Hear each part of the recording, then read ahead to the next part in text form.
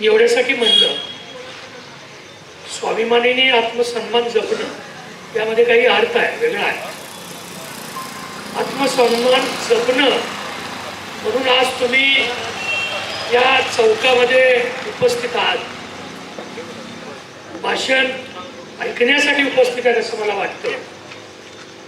कारण मी ज्यावेळेला व्हिडिओ बघितला आमच्या रणजित माने सरकारने सचिननं आकाशनं विश्वजितनं दाखवला, चंद्रकांतने, कावडीनं दूध आणणारा कुठलं गाव असेल तर ते तुमचं बावची आहे.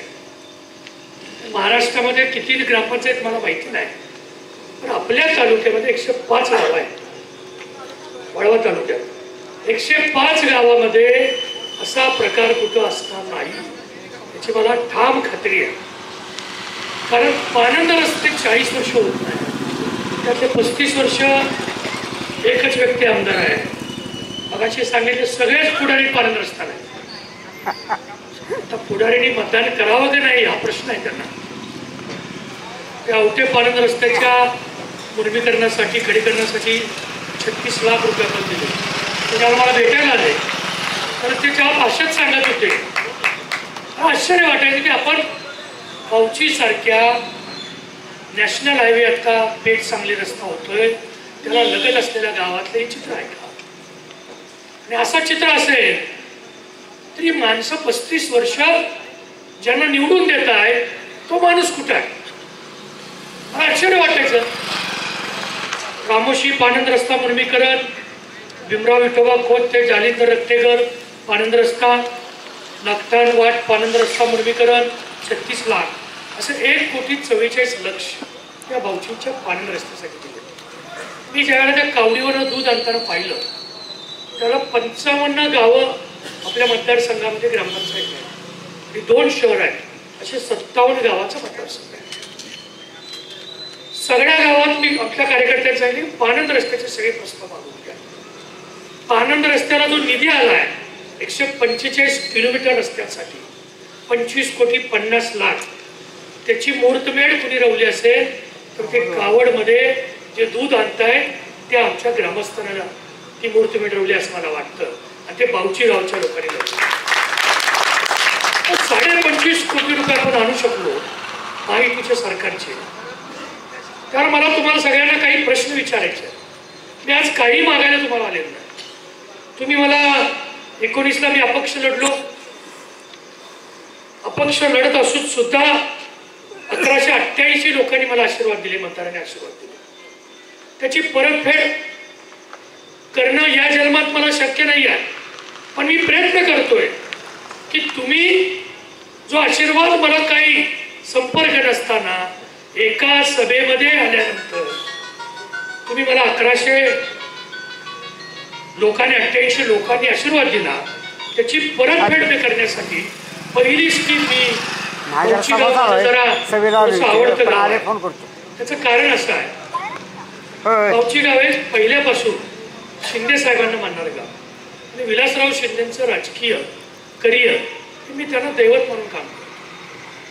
कारण एकच जाणता राजा या तालुक्यात लाभला, त्यांचं नाव होतं विलासराव शिंदे. सामान्य माणसाला काय सांगायचं आहे हे त्याच्या चेहऱ्याच्या भावावरून ते ओळखतो. त्याला काम सांगायला लागत नव्हतं. माणूस पुढे आला की विचारायचे हे काम आहे काय. असा जाणता राजा, सामान्य माणसाच्या भावना ओळखणारा, चेहरा वाचता येणारा आपल्या तालुक्यामध्ये निर्माण झाला. ते होते स्वर्गीय विलासराव शिंदे साहेब. आणि शिंदे साहेबांचं अष्टावर जेवढं प्रेम होतं त्याच्यापेक्षा किंबहुना 1% जादा प्रेम तुमच्या भाऊचीवर. मी अनुभवलंय. मी अनेक वेळेला शिंदे साहेबांवर बसलो, चर्चा केली, त्याला भाऊचीचा आवर्जून विषय शिंदे साहेब नेहमी करायचे. मला शिंदे साहेबांच्या निधनानंतर मला या तालुक्यात एक पोकळी तयार होती की काय असं वाटायचं. म्हणून बावची गावामध्ये वेगळ्या पद्धतीचं काय आपल्याला करता येईल, म्हणून आम्ही काही स्कीम तुमच्या गावाला दिल्या. तर कोण नारळ फोडतं, कोण येतं, कशासाठी फोडतात हा विषय आपल्याला नाही आहे. पण काम करणारी माणसं ते काम घेऊन आलो. जे तुम्ही मला दिली विनंती, जी मागणी केली त्याची पूर्तता करायला मी आलोय. तुम्ही न मागताही बावची गावासाठी सांगली जिल्ह्यात सगळ्यात जास्त जल जीवन मिशनचा निधी कुठं आला असेल तर ते तुमचं बावची गाव आहे. त्याचा सगळा प्लॅन, कारण मी इस्लामपूर नगरपालिकेला पाणी पुरवठा स्कीम करतोय 125 कोटी, ते अंतिम टप्प्यात आहे. तुमची स्कीम करताना तो अनुभव मला उपयोगाला आला. जल जीवन मिशन ही योजना केंद्र सरकारची आहे, राज्याचा याचा काही संबंध नाही, स्थानिक आमदारांचा अजिबात संबंध नाही, ग्रामपंचायतीचा अजिबात संबंध नाही. तुम्हाला 19 कोटी 73 लाख रुपये हे मोदी साहेबांनी मंजूर केले. घरघर नळाद्वारे पाणी जावं, प्रत्येक नळातून घरात पाणी गेलं पाहिजे, ही ती जलजीवन मिशन योजना आहे. 60,000 कोटी रुपये महाराष्ट्रासाठी आले, त्यातले 19 कोटी 73 लाख तुमच्यासाठी आले. तुमच्या स्कीमसाठी 35 किलोमीटरची पाईप लाईन, जे सांगली रस्त्याला शेवटचं घर आहे त्या घरात सुद्धा पाणी गेलं पाहिजे, हे नकाशा समोर ठेवल्यावर पाणी पुरवठा अधिकाऱ्यांनी मी सांगितलं होतं. तिथं जाण्यासाठी जेवढा खर्च येईल तेवढं इस्टिमेट बनवा, आणि ती इस्टिमेट 19 कोटी 73 लाखाचं बनवा. महाराष्ट्रातली पहिली योजना आहे की ज्या योजनेमध्ये एकही घर आपण सोडलेलं नाही. तो परका आहे, मतदान दिलंय, कुठल्या जातीचं आहे, धर्माचं आहे, कारण आम्ही काम करणारे जाती धर्माच्या पलीकडे काम करणारे माणसं, कारण सामान्य माणसं होता. आम्हाला काही वाटत नाही कधी, आपली माणसं हे आपली असतात. तुम्हाला कुटुंब मानून मी काम करतो म्हणून ही स्कीम आपण आणली. ही स्कीम आल्यानंतर दुसरा एक त्याच्याचा टप्पा आहे माझा, की तुमची स्कीम आल्यानंतर तुम्हाला वारणेवरनं पाणी येणार. वारणेवरनं पाणी शुद्ध पाणी आहे वारणेचं कृष्णेपेक्षा. कृष्णेत जरा पचेवाल्याने फार कार्यक्रम लावला, कृष्णा गडूळ झाले, त्यामुळे वारणेवरनं पाणी आहे. तिथं आपण तुम्हाला महाराष्ट्रामध्ये एक 8 ते 10 ठिकाणी या जिल्ह्यामध्ये आपण सोलर सिस्टीम बसवतोय की त्याचं 0 रुपये बिल पाणी पुरवठ्याचं तुम्हाला येईल. तुमची स्कीमही मी त्यामध्ये बसवणार आहे. दुसरा टप्पा जो असेल, सोलरच्या सगळ्या मोटरी तुमच्या सोलरवर चालतील, तुम्हाला पाण्याचा वीज 0 रुपये अशी व्यवस्था आपण करणार. हे कामं केलेली मी सांगतो तुम्हाला, हे काही कामं होणार आहेत मी सांगत नाही, हे केलेली सांगतो. केलेली कामं घेऊन मी तुमच्यासमोर आलो. 19 कोटी 73 लाख एवढ्या रकमेचं जलजीवनचं मिशन अंतर्गत पाणीपुरवठ्याची स्कीम आपण करतोय. NRHMच्या अंतर्गत नॅशनल रुरल हेल्थ मिशन याच्या अंतर्गत हा कार्यक्रम आहे. हा नॅशनल म्हणजे राष्ट्रीय प्राथमिक आरोग्य केंद्राची केंद्र सरकारमार्फत इमारतचे उद्घाटन, इमारत 3 कोटीची आपण मानतो.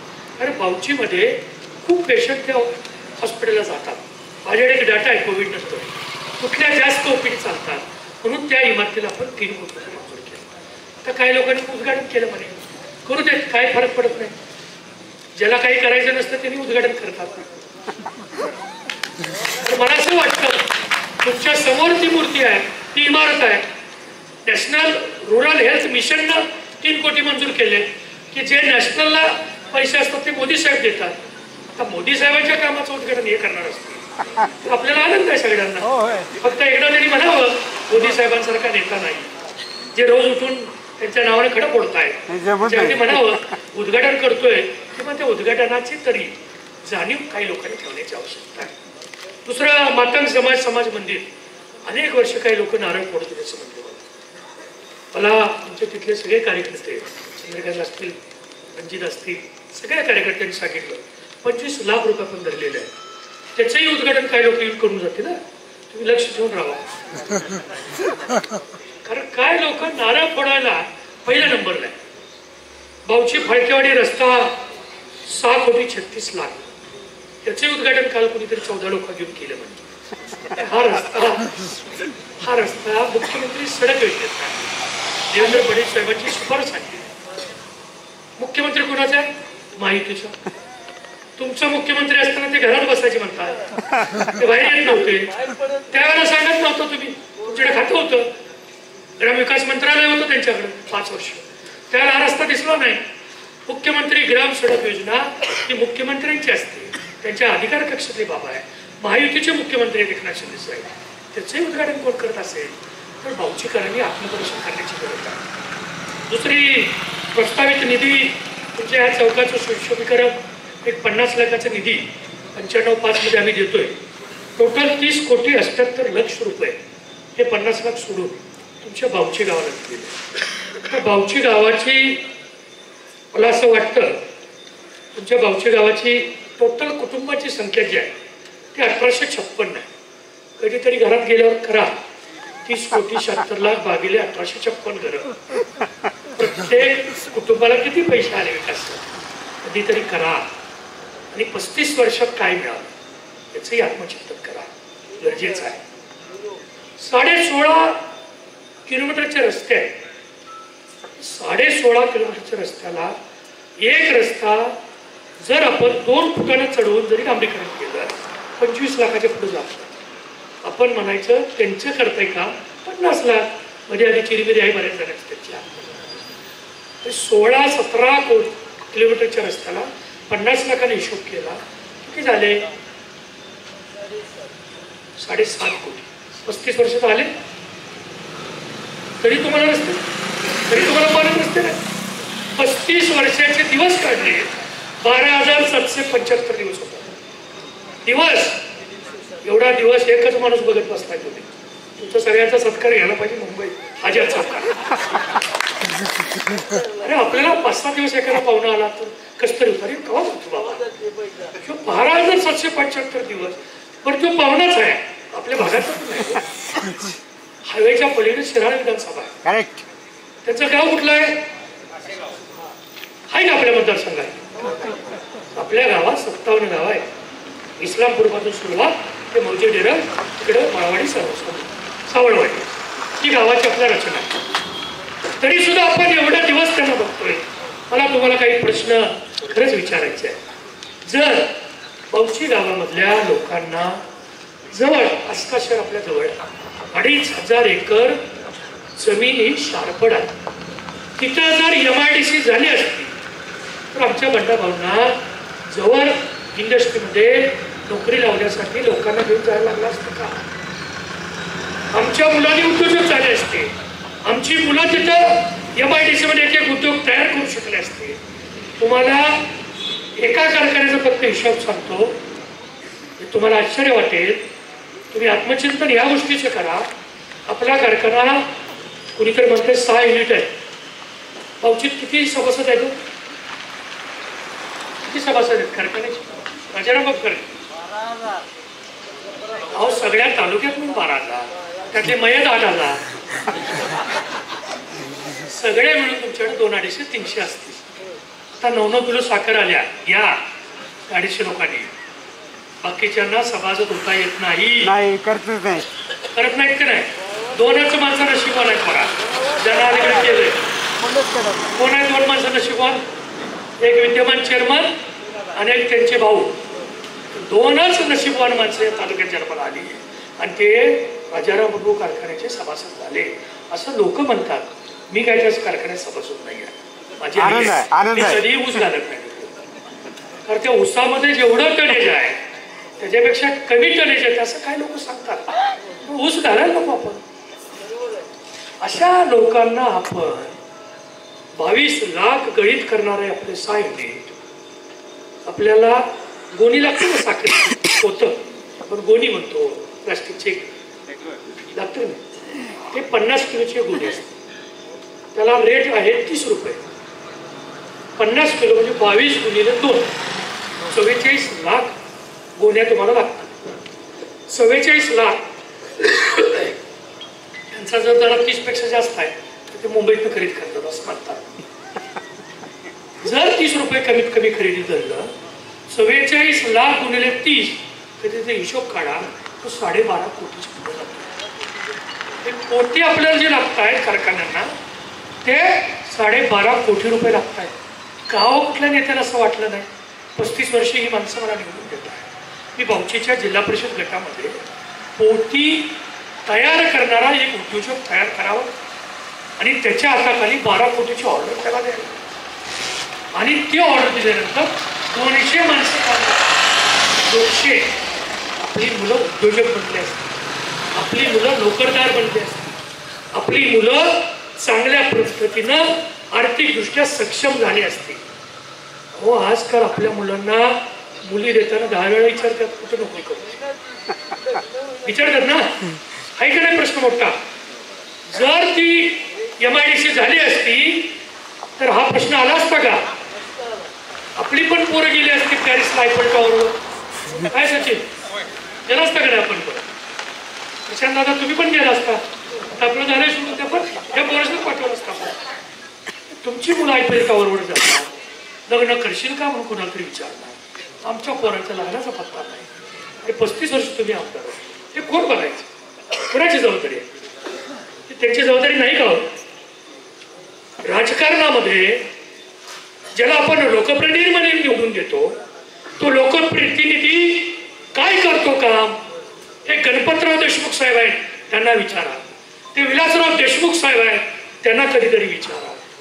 त्यांना अशोक चव्हाण साहेब आहेत, त्यांना कधीतरी विचारा. अजित दादा पवार आहेत, त्यांना कधीतरी विचारा. आणि तुमचा लोकप्रतिनिधी काय करतो?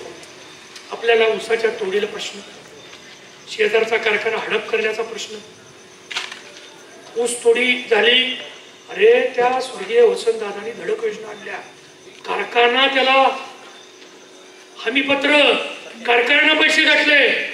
अजून हे सांगतात भाऊची माळ आम्ही फुलवलं. अरे कर्ज यांचं व्याज असं फेडलं यांनी, काही लोकांनी जमिनी विकल्या. ते वसंतदादा कुठे, तुम्ही कुठे? धडक योजना त्या माणसाने केल्या. कुणाचाही कर्ज नाही, ऊस अलगच लोकांचा नेत होता. ते इथं ऊसाच्या तोडीला अडचण, पाण्याला अडचण, विकास सोसायटीला अडचण, वजनाला काही लोकांची अडचण, सभेला यायला सुद्धा बंधन आहे. काय आपण काय म्हणजे इंग्रज जाऊन 150 वर्ष राज्य केलं म्हणे. त्यांनी 75 वर्ष केले. हो, देश स्वतंत्र 75 वर्षापेक्षा जास्त काय झालं. पण स्वतंत्र झालो का? नाही झालो. इंग्रज गेले, इंग्रजांना म्हणायचे, काय म्हणत होते इंग्रजांना आपण? साहेब. ते गेले, एक साहेब आपल्यावर उठून गेले 35 वर्ष. काय आपण करतो आहोत? कधीतरी प्रश्न विचारावा. मी तुम्हाला आशीर्वाद मागायला, अरे मी तुमच्यापैकी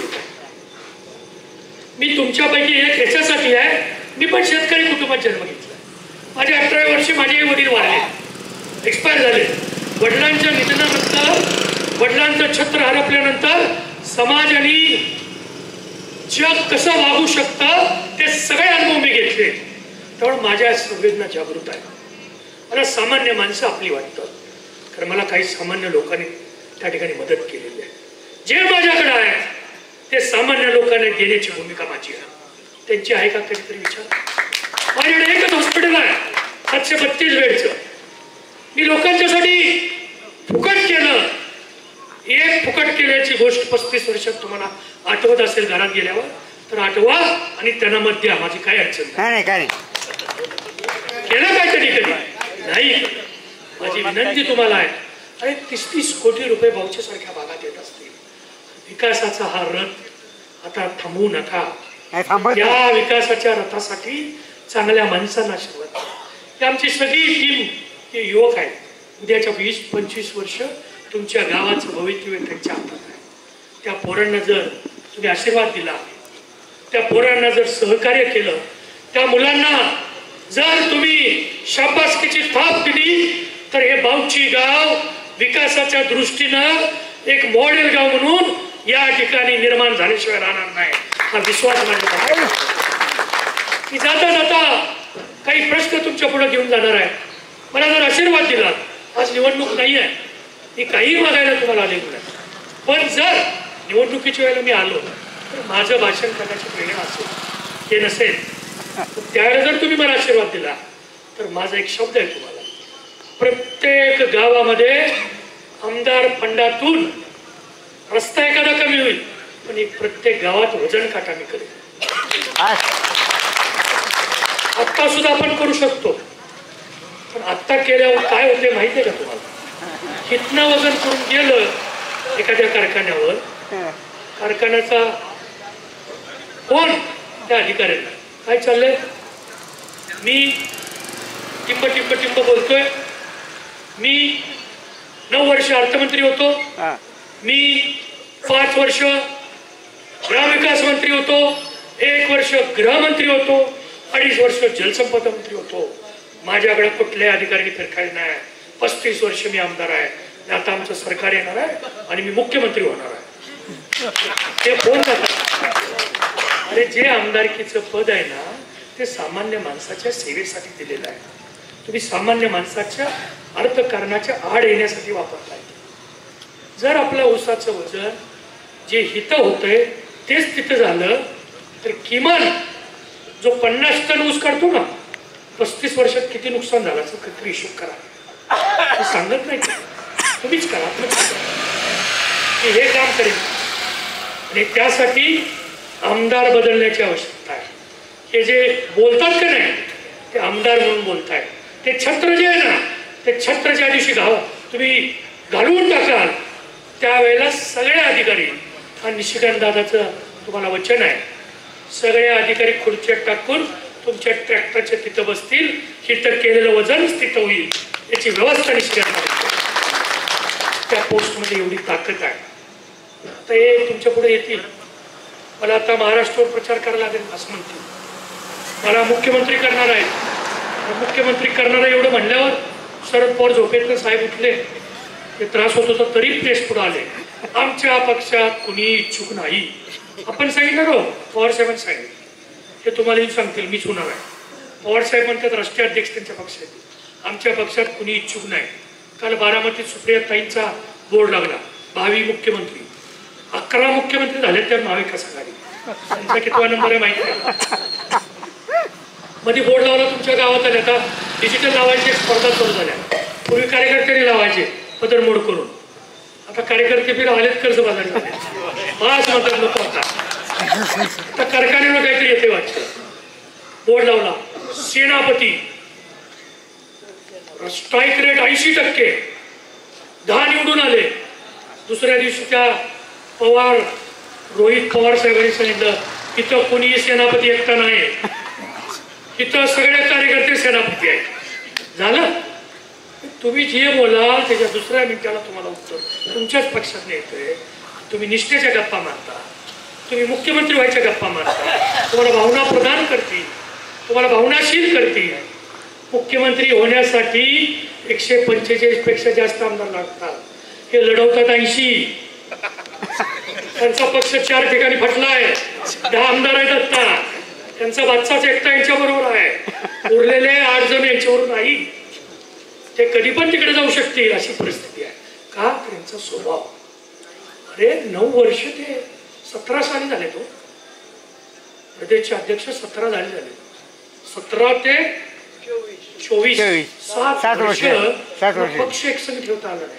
तसं आपल्या गावात भांडण होतात का नाही भावाभावांचे तसं त्या बहीण भावात पण भांडण लावतात. सवयी चांगल्या आहेत त्यांच्या. तुमच्या गावागावात भांडण लावणं हीच रीत तिथं केली. भावाभावात भांडण लावणं घराघरात भांडण लावणं ही पद्धत या तालुक्यामध्ये कधीच नव्हती. या जिल्ह्यामध्ये नव्हती. हा जिल्हा फार मोठ्या माणसांचा आहे. हा जिल्हा स्वर्गीय वसंतदादांचा जिल्हा आहे. लोकनेते राजाराम बापूंचा हा जिल्हा आहे. स्वर्गीय विलासराव शिंदे साहेबांचा जिल्हा आहे. गुलाबराव पाटलांचा जिल्हा आहे. हा जिल्ह्याला इतकी मोठी माणसं होऊन गेले. आर पाटील पतराव कदम कर्तबगार माणसं झाली. हा एकमेव असा कसा माणूस झाला याचं उत्तर कधीतरी तुम्ही शोधा. पण यांना चांगला ड्रेस घातलेला कोणी आवडत. चुकून तुम्ही गाडी घेऊन गेला पूजन करायला. दुसऱ्या दिवशी तुमच्या भावाच्या घरात फोन येतो पण तुझं काय चाललंय. त्यानं गाडी घेतलेलं कळालं तू काय करतो. झालं गाडीवर मोठा दगड राहते. ही पद्धत आहे. ही लोक सांगतात मला. मी काय माझ्या अंगचं सांगत नाही आहे. माझ्या मनाचं सांगत नाही आहे. बावचीच्या लोकांचा हा अनुभव सार्वत्रिक आहे. 57च्या 57 गावाला हा अनुभव आहे. अरे निष्ठेचं उदाहरण ते देतात. निष्ठेने मी पवार साहेबांचं राहिलो. 90 साली यांना तिकीट कुणी दिलं. काँग्रेस पक्षात दिलं. ज्या स्वर्गीय वसंतदादांना यांना काँग्रेस पक्षात आणलं जनता पार्टी सोडून ते घर संपवायला गेले. 30 वर्षीय काम करतायत. ही निष्ठा यांची. 90 साली ज्या काँग्रेसनं तिकीट दिलं त्या काँग्रेसला सोडून 99ला ते राष्ट्रवादीत आले. ही निष्ठा त्यांची. 99ला शिवाजीराव नाईक शिराळा तालुक्यात एक अतिशय कर्तबगार माणूस. राष्ट्रवादीचे चिन्ह उभं राहिले, त्यांचे साडूभाऊ उभं राहिले अपक्ष, त्याचं चिन्ह घड्याळ राष्ट्रवादीचं, त्यांच्या विरोधात त्यांचं काम. 1995 त्या ठिकाणी शिवाजीराव देशमुख साहेब प्रदेशाध्यक्ष, एका बाजूला पत्रराव कदम साहेब काँग्रेसचे उमेदवार, एका बाजूला शंकरराव सराफले काँग्रेसचे उमेदवार. त्यांच्या विरोधात कोण काम करत होतं? आर पाटील पक्षाचे अध्यक्ष, त्यांच्या विरोधात काम कोण करत होतं? ह्या निष्ठा कधीतरी तपासण्याची वेळ आहे.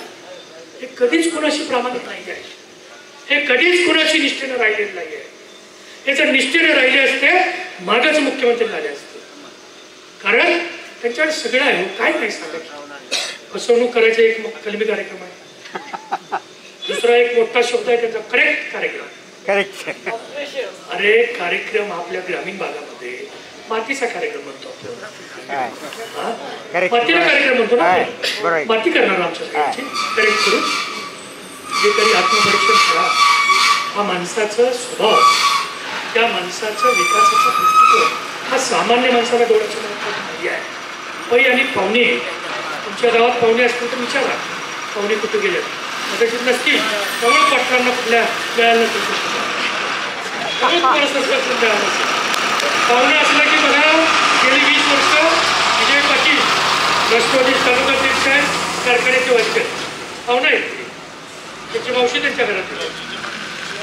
आता तुम्ही पाहुणे लवकर व्हा, माझी मग जमेल, लवकर होत नाही की या तालुक्यात अशा पद्धतीची व्यवस्था आहे. माझी एक जाता जाता विनंती आहे, एक प्रसंग फक्त तुम्हाला सांगतो. हा निशिकांत पाटलाच्या सगळ्यांना का जिवंत आहे तो प्रसंग आहे. शिराळा तालुक्यातल्या एका गावात आईचं हृदय काय असतं. मी हॉस्पिटलमध्ये जात असताना या गोष्टीला जवळपास 9, 10, 11 महिने झाले असतात. आपण MRI स्कॅन 6.5 कोटीचं मशीन विकत आणलं आपण हॉस्पिटलला, आणि एक वयोवृद्ध 60-65 वयाची एक स्त्री त्या ठिकाणी वॉचमनच्या तिथं बसलेली होती. मी आज जाताना बघितली 9:30 4:30 माझ्या बैठका संपल्या, मी बाहेर आलो तरी त्या तिथं आहेत. म्हणलं मला जरा थोडं आश्चर्य वाटलं, म्हणून काय झालं, का बसले? दादा मी आले म्हणले भेटायला, ते निष्कांत दादा कोण आहेत त्यांना भेटलं. म्हणलं मीच निष्कांत दादा आहे. मग मला माहीतच नाही तुम्ही. मी म्हणलं का, काय काम आहे? आमच्या मुलाला ॲडमिट केलं आहे. म्हणलं मी त्यांच्याबरोबर आत ICUला गेलो. त्यांचा मुलगा ICUमध्ये बेडवर त्या ठिकाणी पडलेला होता, त्याचा उपचार चालू होता. डॉक्टरने विचारलं काय आहे, काय झालं याला? डॉक्टरनी सांगितलं याला पाठीमागं 21 दिवस एकाच बेडवर झोपल्यामुळं सगळ्यात जखमा झाल्या आणि त्यात इन्फेक्शन मोठ्या प्रमाणात झालंय. यांनी जर आत्ता आणलं नसतं तर कदाचित ते इन्फेक्शन हृदयापर्यंत गेलं असतं पाठीमागून. वेळेत आले, हा वाचेल. मग मी डॉक्टर तसं सांगतायत त्या आईच्या डोळ्यातलं अश्रू पाहिल्यावर मी त्यांना म्हणलं आई तुम्ही इकडे या, बाहेर या. मी आमच्या डीनच्या केबिनमध्ये घेऊन त्यांना बसलो. काय झाले मला सांग. काय नाही म्हणले, ह्यो 8 वर्षाचा असताना ती धनगर समाजाची स्त्री होती. 8 वर्षाचा असताना आमचं मालक वारले म्हणले. ह्याला सांभाळला हा तर 24 वर्षाचा आहे आणि झाडावर चढला, झाडावर पडला म्हणजे खाली. झाडावर पडल्यावर काय झालं तर डॉक्टर म्हणले मणक्याला त्याचा मार लागलाय आणि याला मोठं एक मशीन लागते, त्या मशीनमध्ये घालायला लागते. म्हणजे अशिक्षित माणसं कशी बोलतात बघा. आईचं हृदय काय असतं बघा. अहो ते 21 दिवस तुम्ही का आला नाही? कारण लई खर्च आहे होता आला म्हणून आलं, माझ्याकडे पैसे नाही. मी म्हणलं बघ तिथं कसं काय आलं? मला आमच्या शेजाऱ्यांनी एकाच सांगितलं की निष्कांत दादा म्हणून तो माणूस आहे, त्यांचं एक हॉस्पिटल आहे, त्यांच्या हॉस्पिटलला जावा, तिथं ते तुम्हाला मदत करतील. मग म्हणलं जा, आलात का? मग तुम्ही बघितलं का? पण 500 रुपये त्यांनी सांगितले, कमीत कमी 500 रुपये लागतील. म्हणलं आहेत का? नाहीत म्हणजे दादा, आणि 500 रुपये नाही. मी म्हणलं आई 21 दिवस मुलाला काही वेदना झाल्या का? होय म्हणजे ओरडतोय तो, खूप त्याला त्रास होतोय, तो आई आई करतोय, पाणी मागतोय, मला उचलत नाही म्हणजे दादा, मोठा झाला आहे. आणि डोळ्यातली ती अश्रू त्या मातेची ती पाहिल्यानंतर अस्वस्थ झालं. मला लक्षात आलं की आपल्याकडे जे आहे ते सामान्य माणसाच्या घरापर्यंत गेलं. आणि त्या दिवशी सकाळी मी आल्यावर म्हणजे हॉस्पिटलच्या सगळ्या डॉक्टरांची मीटिंग घेतली आणि त्या दिवशी ठरवलं वाळवा तालुक्यासाठी, शिराळा तालुक्यासाठी MRIचं 13,000 रुपये जे खर्च येतो तो पूर्ण माफ करायचा. त्याला ती आई कारणीभूत आहे शहरात तालुक्यात. या संवेदना जागृत ठेवण्याचं काम अशी माणसं मला वाटली, त्या माणसाने दिलं. म्हणून मी आज तुमच्या समोर उभा आहे. मी सामान्य कुटुंबातून आल्यामुळं मला या समस्या जाणतात. मला माणसाने काम सांगावं लागत नाही. मला चेहरे वाचता येतात, त्याचे भाव वाचता येतात, चेहऱ्यावरचे भाव त्याला वाचता येतात. त्याला तुम्हाला कधीही सांगावं लागत नाही. तुम्ही फक्त कधीतरी विचार करा, 35 वर्षात आपला चेहरा वाचणारा स्वर्गीय विलासराव शिंदे साहेबांच्या नंतर या तालुक्यात कोण जन्माला आला का? 35 वर्ष ज्याला आपण निवडून दिलं, त्यांना चेहरे वाचण्यासाठी आपण उभा राहिल्यावर लक्ष तर दिलं का? त्याचं आत्मपरीक्षण करा. ऊसाच्या तोडीपासून ते वजनापर्यंत, दरापासून ते पुढचे अनेक प्रश्न कुणामुळे तयार झाले. जर आपल्या पलीकडं भादोळ गाव आहे 4-5-10 किलोमीटर, ते कोल्हापूर जिल्हा एकत्र FRP पेक्षा 200 देत असेल. आपले 200 कोण अडवते? आपल्या शेतकऱ्याला पैसे मिळू नये याची व्यवस्था कोण करते जिल्ह्यामध्ये? त्या आमदारांना आता घरी बसवा, त्यांचं ते छत्र छाया बाजूला करा. हा निशिकांत पाटलाचा शब्द आहे. ते मी तुमच्या सोबत असेल, त्या सगळ्या गोष्टी दुरुस्त करण्यासाठी मी तुमच्या सोबत असेल. आणि हे सांगण्यासाठी, तुमचा आशीर्वाद घेण्यासाठी, जे काम आणले ते सांगण्यासाठी. उद्घाटन मी कुठल्याच विकास कामाचं केलेलं नाही. उद्घाटन परवा दिवशी काम सोमवारी सुरू होईल, अमावस्या संपलं की तिथल्याच शेतकऱ्यांनी करायचं. हे काम तुमच्यासाठी आणलंय, तुम्हीच कसं उद्घाटन करायचं हे शब्द देण्यासाठी मी आलोय. पुन्हा एकदा तुम्हाला मनापासून धन्यवाद देतो. बाऊची मधली सभा माझ्या दृष्टीनं एक वेगळ्या पद्धतीची स्फूर्ती देऊन जाणारी सभा आहे. मला आज उत्साह आलाय, कधीही तुम्हाला विसरणार नाही. तुम्ही मला आशीर्वाद द्या. आणि निशिकांत पाटील रात्रीचा दिवस करून तुमच्या अडचणीसाठी पुढे असेल. थोडा शब्द या निमित्ताने देतो आणि आपली रजा घेतो. जय हिंद, जय महाराष्ट्र.